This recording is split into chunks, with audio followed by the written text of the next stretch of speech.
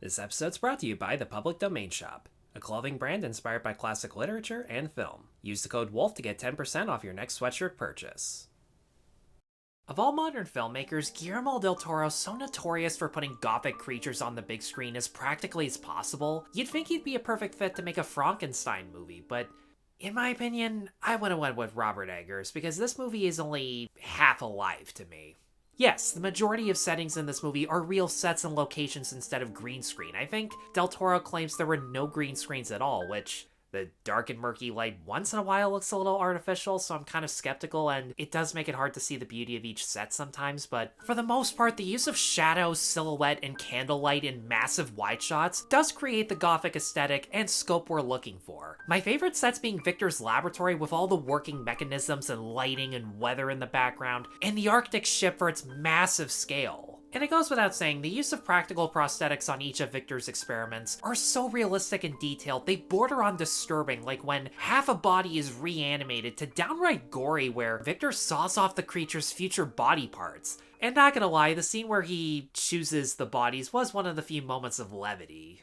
Again, some of it looked either full-on CGI or touched up digitally to me, but I could be wrong. One thing's for sure, Jacob Elordi's costume is the real deal. I don't know who could sit in a makeup chair for 10 hours to apply 42 separate pieces of prosthetics on him, but even though it makes him look like Adar from Rings of Power, which is apparently how he's described in the novels, so the fact Rings of Power was more faithful to Mary Shelley than J.R.R. Tolkien's kind of sad, but regardless, the full body work on him is impressive, Oscar-worthy, and must have been a pain in the ass to work with. Now, here's the catch. If you're expecting this to be blood-soaked or even be a horror movie, you're going to be instantly let down. Del Toro decided to be pretty damn faithful to the original book, and at its core, this movie is trying to be a gothic sci-fi melodrama that happens to have a monster in it, as opposed to a full-fledged monster movie. There are jump scares and violent death scenes, the creature plowing through a Navy fleet just to get to Victor being a pretty awesome prelude, but only when experiments are the focus. Most of the time, in the first half especially, it's dedicated solely to the human characters in this who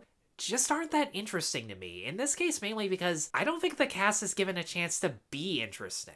You have actors like Oscar Isaac, Jacob Elordi, Mia Goth, Christoph Waltz, Felix Kammerer? I don't know. But only Isaac and Elordi come close to being fully realized characters. And I know some people are thinking, well, it's called Frankenstein and they are creator and creation. The fuck's wrong with that?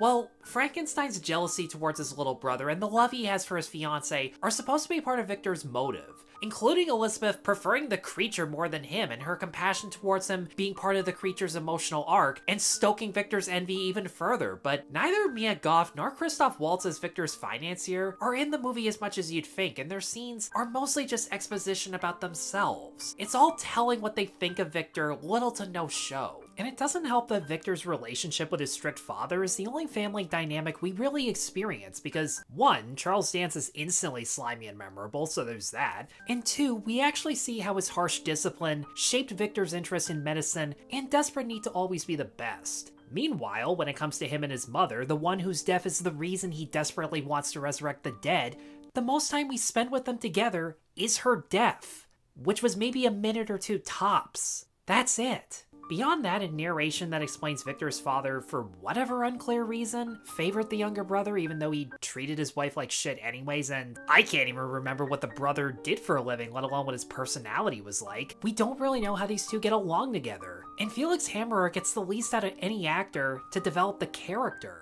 Hell, Elizabeth's full extent as a character is that Mia Goth just stands there with what looks like a completely blank stare. She's surprisingly very unenthusiastic in the film, with some of the most ridiculous looking costumes. Seriously, why does she look like she's wearing Beatrice? As bright and vibrant as her colorful costumes are, and that's one other thing I can say about this movie, when she's the focus of the film, the color palette is amped up and there's much more saturation that's gorgeous to look at. Aside from an interest in reading and science much like Victor, fucked if I know why she'd have any feeling towards someone as full of shit like Victor when she flat out knows he is. Over a 1 to 2 dimensional husband at best who we at least know would be 100% loyal to her. That's really the full extent of Victor's brother, whatever the fuck his name is, because I seriously don't remember. And if I can't remember the name of someone who stokes Victor's envy, why should I give a shit? There's a twist as to why Waltz is helping Frankenstein for his selfish needs that could have been hinted at or foreshadowed over the course of the film, but it's introduced and completed within one completely rushed scene.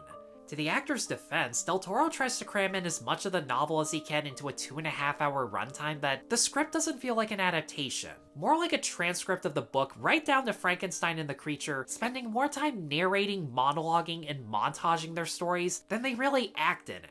I should give Oscar Isaac a little bit of a pass because Frankenstein is such a loud egotist, you're at least supposed to find him and his speeches tiresome. Besides, several scenes of his are powerful because Isaac, through his facial expressions and line delivery, knows how over the top to go without being too melodramatic. And I did prefer Jacob Elordi's performance and the creature in comparison, as you should. His body language fits his design perfectly in every phase of his development. I really like the deep voice he gave to the character that I didn't think he had in him.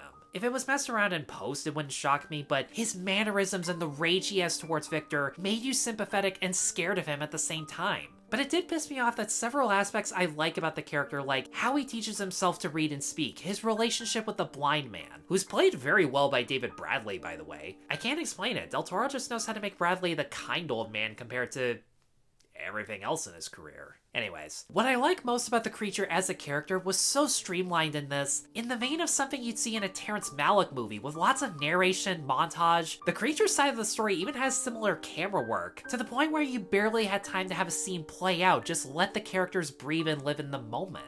At least in the Kenneth Branagh version, after we see the creature watching the blind man's granddaughter read, we got a scene of him reading by himself, and it wasn't montaged through. There was ambient silence. He struggled with the words and pronunciation until he got it right, and even once he's literate, still moves at a slower pace because it's new to him. We got to experience the development of the creature alongside him. Here, the closest scenes we get to that are Elizabeth meeting the creature and when he feeds a wild deer berries, because the movie actually lets the pace flow and the actors show, not tell.